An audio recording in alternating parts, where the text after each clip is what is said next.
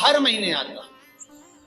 जब आपके हृदय में कभी कोई बात आ जाए कि बाबा आज मेरा मन ये कह रहा है और आपको सुनना है बाबा, आपको स्वीकारना है बाबा, आपको मेरे मन की बात जानना है बाबा, बस हाथ में चंदन लगाया, बेलपत्री का भाग इस तरह से पकड़कर शिव जी से अपने हृदय की बात कहकर, मेरे देवाधिदेव महादेव से दिल से कहकर, अशोक सुंदरी वाली जो जगह होती है, आपको बताया है अशोक सुंदरी का जो स्थान होता है, ये शिवलिंग या अशोक सुंदरी की जगह, इस बेलपत्र को अशोक सुंदरी वाली जगह पर जहां शिवलिंग है, शिवलिंग की साइड पर पहले नंबर की पत्ती का मुख होना चाहिए, बस उसको रख दीजिए और उस पर थोड़ी देर हाथ रखकर अपने हृदय की बात मेरे महादेव को दिल से कहकर आ जाइए। अगली सोमवार की अष्टमी या अगला प्रदोष या अगली शिवरात्रि जब आती है, मेरा महादेव आपकी मनोकामना का भाव पूर्ण करता है। ये शिव तत्व है।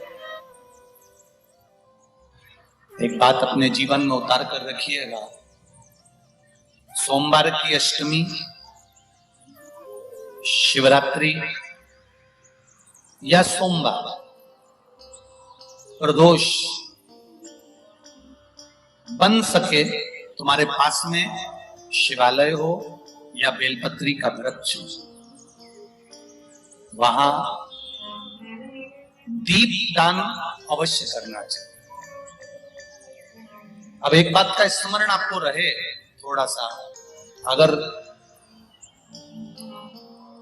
किसी कामना के वश अगर हम दीप लगा रहे हैं या हमारे मन में कोई भाव उत्पन्न है और हम बाबा से कहना चाहते हैं कि बाबा मेरा ये कार्य है आप पूर्ण करिएगा, तो फिर शिव मंदिर में भी लंबी बाती का दीप आप प्रदोष या सोमवार की अष्टमी या सोमवार या आप शिवरात्रि को बाबा से निवेदन कर कर लगा सकते। हाँ, विशेष जब कोई एक बहुत बड़ी बात हो और आपके कार्य में कहीं अटकल हो रही हो, तो एक ही दीप में दो बातें, शिव और शक्ति, लंबी बाती बनाई, शिव और शक्ति के नाम से दो बाती एक साथ एक दीप में भी लगा सकते। पर कब? जब विशेष कोई आपका कार्य हो और वो अटक रहा, विशेष कोई कार्य, और आप बाबा से प्रार्थना कर रहे हो, तो दो बाती का भी प्रयोग आप कर सकते हैं। ऐसे शिव तत्व। शंकर भगवान को धतूरा कब चढ़ाना चाहिए उसका विशेष ध्यान रखें। जैसे शिवरात्रि है, प्रदोष है, या सोमवार है, या कोई विशेष आपका उत्सव है, तो आप शिव जी को धतूरा चढ़ा सकते हैं। या विशेष कोई बीमारी ऐसी लग गई है या विशेष कोई तकलीफ ऐसी हो गई है जिसका निवारण नहीं हो रहा, तो आप धतूरा चढ़ा सकते। धतूरा चढ़ाने का भी एक क्रम है। हल्दी में भिगोकर धतूरा चढ़ाया जाता है लक्ष्मी के लिए। चंदन में भिगोकर धतूरा चढ़ाया जाता है आयु की वृद्धि के लिए। अबीर एक सफेद कलर का बॉर्डर होता है, अबीर, गुलाल जो होती है, गुलाल में अबीर डलता है, चमकदार, आपने देखा होगा अबीर। तो अबीर में धतूरा जो डुबो कर चढ़ाया जाता है, अबीर को लगाकर चढ़ाया जाता है, वो रोग मुक्ति का, काय के लिए होता है वो? रोग मुक्ति, रोग की मुक्ति। धतूरे का भी एक स्मरण होता है महाराज। बहुत भारी रोग है, बीमारी लग गई है, डॉक्टर अपना काम कर रहे हैं, घर का व्यक्ति बहुत बीमार हालत में पड़ा हुआ है, तो बेलपत्री के वृक्ष के नीचे भी शिवलिंग का निर्माण कर कर एक धतूरा समर्पित करा जाता है, जिससे रोग से मुक्ति होती है। उसमें ना तो हल्दी लगाई जाती है, ना चंदन लगाया जाता है, ना अबीर लगाया जाता है, केवल धतूरा। जिसके जीवन में हमेशा कांटे ही मिले हैं, बेटी बड़ी हुई तो घर में मायके में दुख देखा, और मायके से गई ससुराल में तो ससुराल में दुख देखा, ससुराल में भी दुख देखने के बाद में भी पति को बहुत कुछ काम खुलवाया, बहुत धंधे खुलवाए, नौकरी लगवाई, पर वो पति बार बार छोड़ कर आ गया, बार बार तकलीफ भोग रहा है, बार बार कष्ट भोग रहा है। फिर थोड़े दिन काम करता है, थोड़े दिन छूट जाता है, फिर व्यापार में बढ़ता है, फिर छूट जाता है, फिर कोई दुकान खुल गई, थोड़े दिन अच्छी चली, फिर वापस वहीं घर पर आकर बैठ गया, अर्थात उसके जीवन में वो शूलता चल रही है। तो बाबा देवाधिदेव महादेव कहते हैं ये 3 घड़ी 3 पल 3 नक्षत्र 3 समय 3 दिन में जो शूल मुझे समर्पित करता है उसके जीवन से मैं शूल हटा देता हूं। वो 3 दिन लिखे स्कंद पुराण।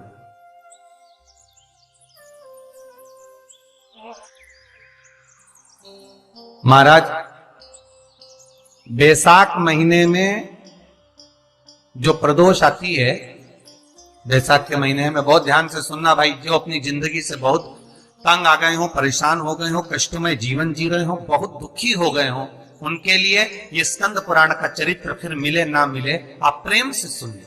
आओ, पहला बैसाख महीने की प्रदोष,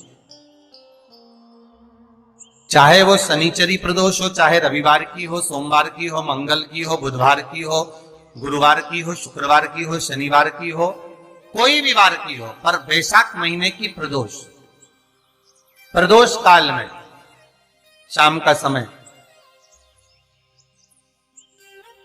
सूर्य डूब रहा हो, बस डूबा ही हो, और उस समय पर सूर्य के डूबन के तुरंत बाद बाबा को धतूरे के साथ में बेलपत्री ना चढ़ाते हुए बेलपत्री के वृक्ष के 7 कांटे बाबा के शिवलिंग पर समर्पित करे जाते हैं महाराज, अपनी जिंदगी में अड़चनों को हटाने के लिए। फिर आप जिस व्यापार में उतरे, जिस व्यवसाय में उतरे, जिस नौकरी में उतरे, आप दिल से करें, आपको तरक्की मिलेगी। आप हार नहीं सकते, नीचे नहीं आ सकते, उन्नति पर ही चढ़ेंगे। एक वैशाख मास की प्रदोष, दूसरा शिवरात्रि के दिन मध्याह्न का समय। महाराज जो बड़ी शिवरात्रि होती है माघ की, बड़ी शिवरात्रि के अंतर्गत मध्याह्न का समय दोपहर के ठीक 12 बजे, चाहे फिर वो कोई भी दिन हो महाराज, शिवरात्रि जिस दिन पड़ रही हो,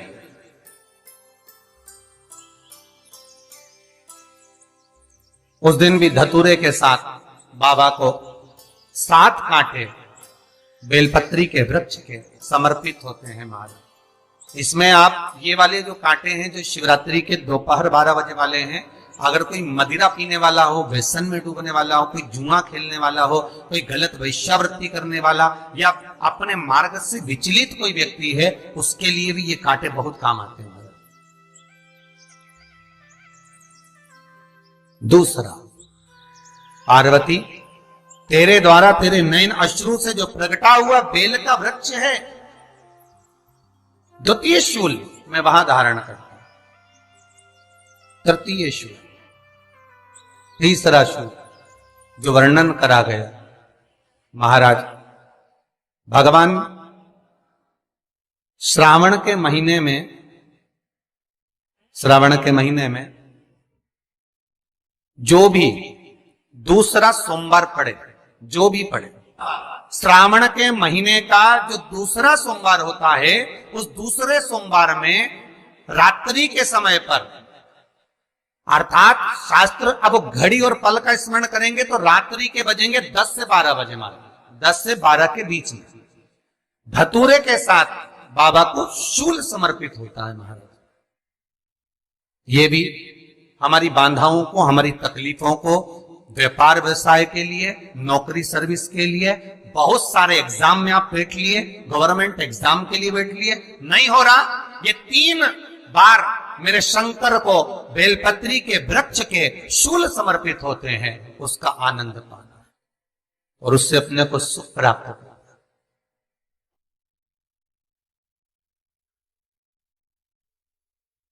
कि बाबा भोलेनाथ जी के नयन अश्रु से जो प्रकट हुआ वो रुद्राक्ष का पौधा है, माता पार्वती के नयन अश्रु से जो प्रकट हुआ वो बेलपत्री का पौधा है, और उमा और महेश, जिस महेश के वंशज है महेश्वरी, जिनकी 12 खाम प्रगटी है भगवान महेश के द्वारा,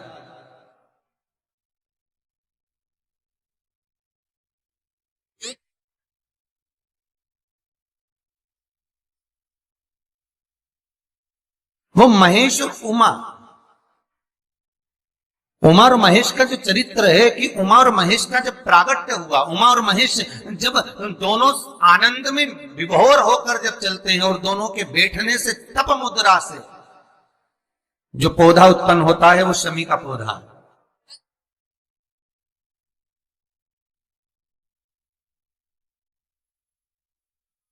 शमी का पौधा। तो एक बात ध्यान रखिए, शिव जी के द्वारा जो निर्मित हुआ उसमें कोई शूल नहीं है, उसमें कोई कांटे नहीं है। पार्वती के द्वारा जो निर्मित हुआ बेलपत्री का पौधा, उसमें कांटे हैं। और पार्वती के मिलन से भी जो उत्पन्न हुआ है शंकर के साथ में, उसमें भी कांटे हैं। शमी के पौधे में भी कांटे, शमी के वृक्ष में भी कांटे।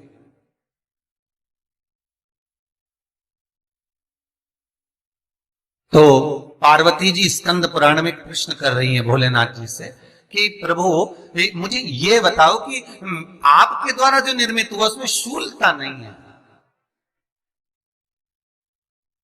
पर मेरे द्वारा जो निर्मित हुआ उसमें शूल क्यों आया है, उसमें कांटा क्यों आया? थोड़ा सा माताओं, मेरी जीजियों, आपको थोड़ा बुरा तो लगेगा इस प्रसंग को सुनकर, पर लग जाए, पर आज कथा निकली है तो सुन लो कि शिवजी जिस रुद्राक्ष को उत्पन्न कर रहे हैं उसमें शूलता नहीं है, पर पार्वती जी जो संग में मिली हैं उसमें भी शूलता है, और पार्वती के द्वारा जो प्रकट हुआ बेलपत्र उसमें भी शूलता है। तो भगवान महादेव बोलते हैं, पार्वती मैं तुझे कुछ कहूं और कहने पर तुझे तेरे हृदय में कोई बात चुभे, शूल लगे तो मुझे ठीक नहीं लगेगा। नहीं नहीं नहीं, आप कहिए प्रभु, मैं सुनने के लिए तैयार हूं, आप तो बोलो कि कारण क्या है। भगवान कहते हैं, पार्वती बस अंतर इतना है, नारी का जो स्वभाव होता है, स्त्री का जो स्वभाव होता है, उसके हृदय में छोटी छोटी बात के शूल बहुत होते हैं।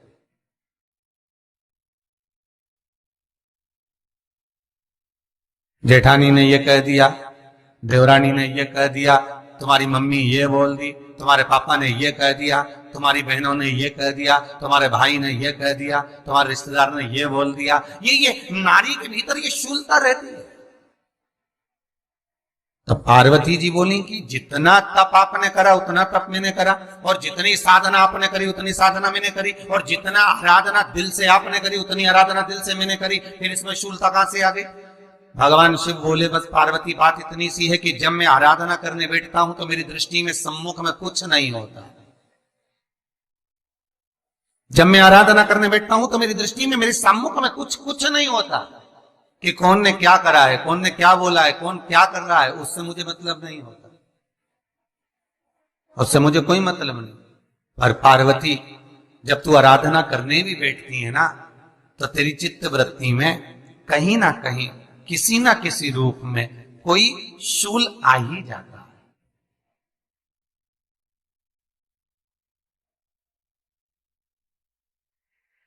कई माताओं की आदत देखी साहब, भगवान की सेवा करने बैठी है तो भी भीतर थोड़ा सा शूलता भरी हुई है। महाराज बताओ, इतने सारे भगवान इकट्ठे कर लिए, मैंने बोला था बहू से कि वहां रख लेती है, बताओ इतने सारे यहां पर लाकर रख दिए हैं, अब इसकी सेवा करना पड़ रही है, अब ये करना पड़ रहा है।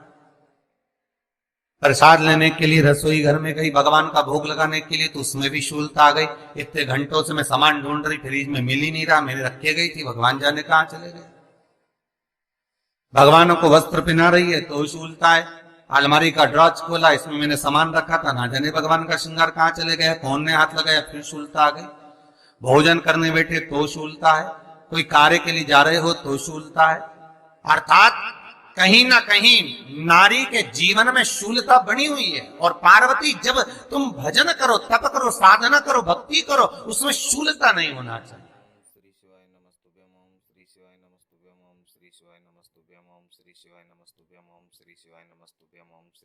पार्वती जी ने कहा, भोलेनाथ तो क्या आप मुझे स्वीकार नहीं करेंगे बेलपत्री के रूप में? क्या मुझे स्वीकार नहीं करेंगे शमी पत्र के रूप में? पद्म पुराण, स्कंद पुराण, लिंग पुराण, नर्मदा पुराण और शिव महापुराण, ये सारी पुराणे वर्णन करती है। पार्वती जी का खंड आनंद वर्षत कर रहा है, वर्णन कर रहा है। पार्वती खंड वर्णन कर रहा है, सती खंड वर्णन कर रहा है। उमा संहिता वर्णन कर रही है।